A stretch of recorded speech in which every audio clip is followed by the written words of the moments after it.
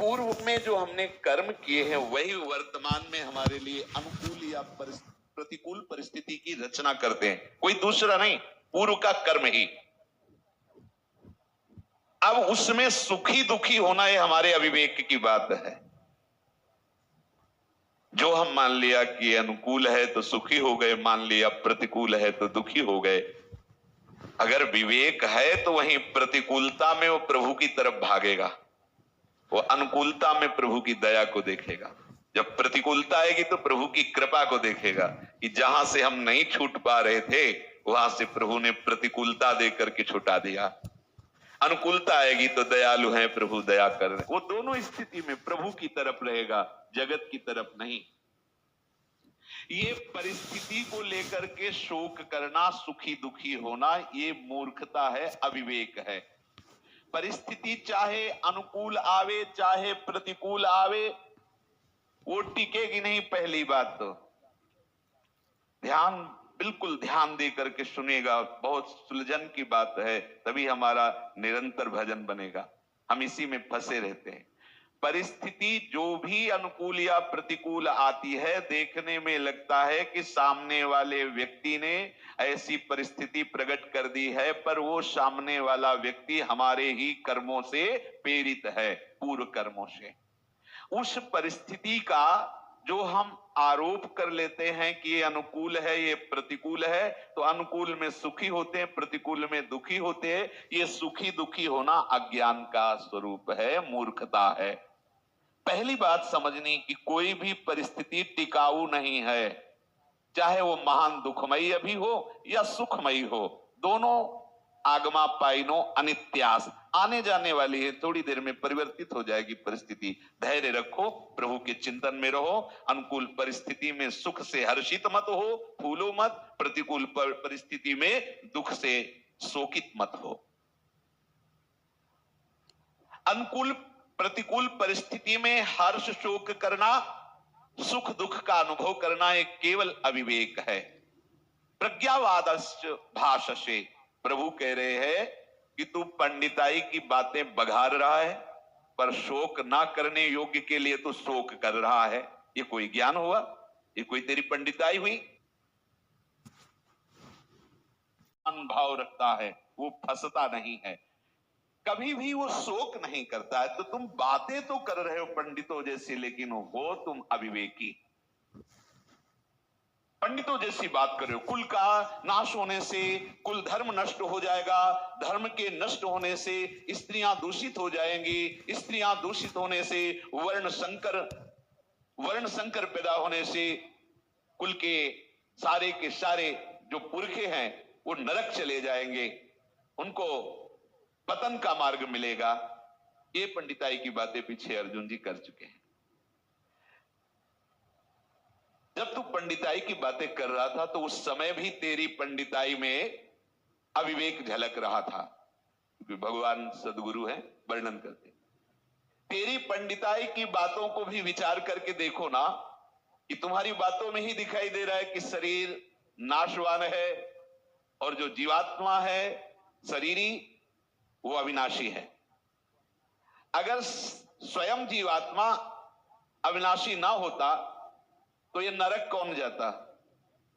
कौन नरक जाता? क्योंकि मर गया तो मर गया। इसका मतलब मरने वाला शरीर, विनाशी शरीर का विनाश हुआ, लेकिन अविनाशी का विनाश नहीं हुआ। वो नरक जाए या स्वर्ग जाए, जो तू बात कर रहा है उसमें भी ज्ञान छुपा हुआ है। तूने कहां विचार किया ऐसा?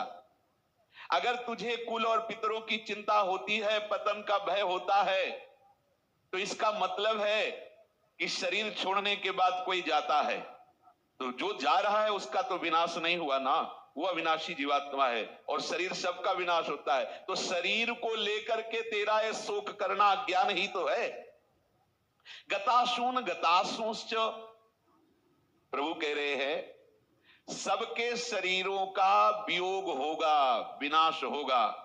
बैठा लो, ये जो पांच भौतिक ढांचा है इसका नाश प्रतिपल हो रहा है, तुम्हें समझ में नहीं आ रहा। ये नष्ट होगा, बैठा लो अपने दिमाग में। ये जो पांच भौतिक ढांचा है, जो आकाश, वायु, अग्नि, जल, पृथ्वी, इन पंच तत्वों से रचित है, इसका विनाश होगा। जब पक्का है विनाश होगा तो फिर शोक कहां करना?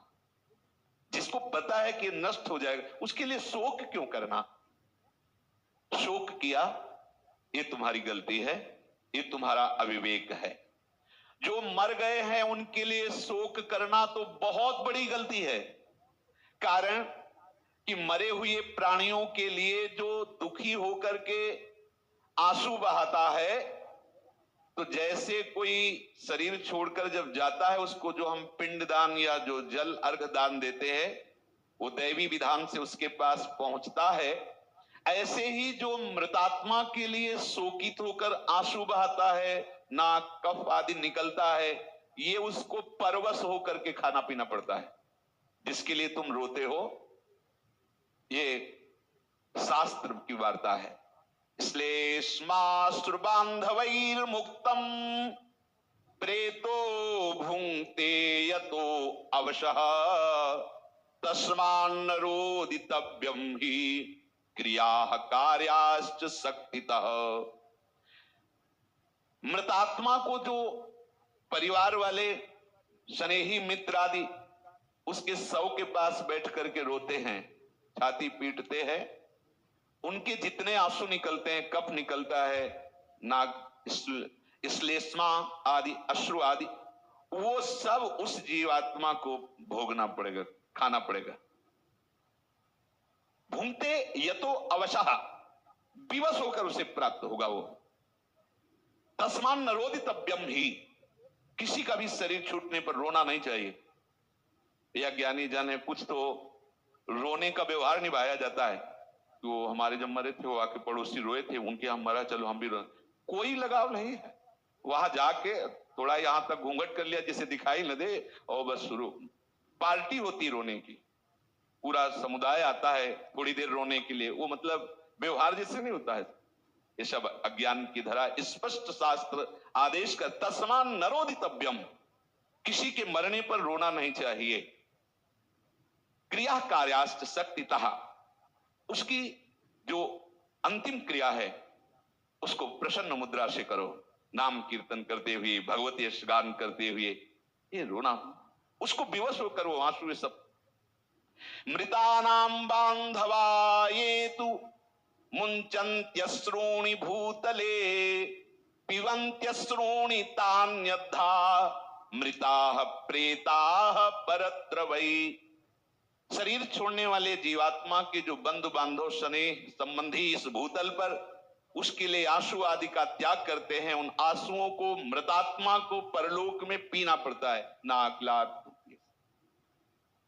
इसलिए जिनके शरीर छूट गए उनके लिए तो शोक करना बनता ही नहीं। बोले कितना निर्दयी, वो तो मर गया है और ये कथा सुना रहे हैं कि अरे एक आंसू भी नहीं आया इन लोगों के, इतने निर्दयी। किसके लिए? देखो जब सच्चा ज्ञान प्रकट होगा तो ये शरीर जैसे मुर्दा होने पर ऐसे आपको वर्तमान में भी प्रतीत होगा। इससे कोई वैसे भी प्रेम की दशा में वर्ण पांचों भूले देश, आचार्य चरण कह रहे थे थे बचन मिथुन मुख निसरत सुनि सुनि देह दशा किन भूलो। अब जो जी रहे हैं, जो मर रहे हैं, मर गए, उनके लिए तो शोक करना बनता ही नहीं, और जो जी रहे हैं उनके लिए शोक करना बिल्कुल नहीं बनता है।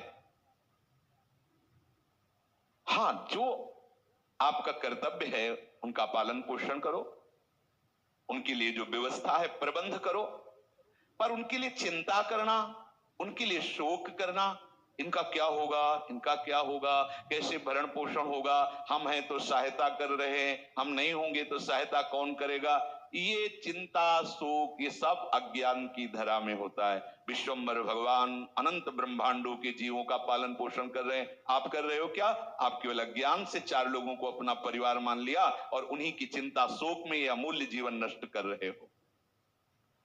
वो सोचता है कि आज तो मैं कमा रहा हूं, कल कमा नहीं पाऊंगा, शरीर बूढ़ा होगा, फिर क्या होगा हमारे दुलारे बच्चों का, हमारे आश्रित पत्नी का। वो चिंता में शोक में अंदर ही अंदर जलता रहता है।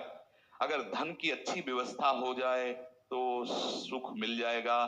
धन की अच्छी व्यवस्था कैसे होगी? चलो चाहे पाप करना पड़े, हिंसा करना पड़े, दुराचार करना पड़े, पर मेरा परिवार सुखी रहे, जो कामना करे वो मैं उनकी पूर्ण कर सकूं, क्योंकि अभी समय आगे बूढ़ा हो जाऊंगा, क्या हो। नाना प्रकार की चिंताओं में अब आप लोगों को इसलिए अनुभव नहीं होगा कि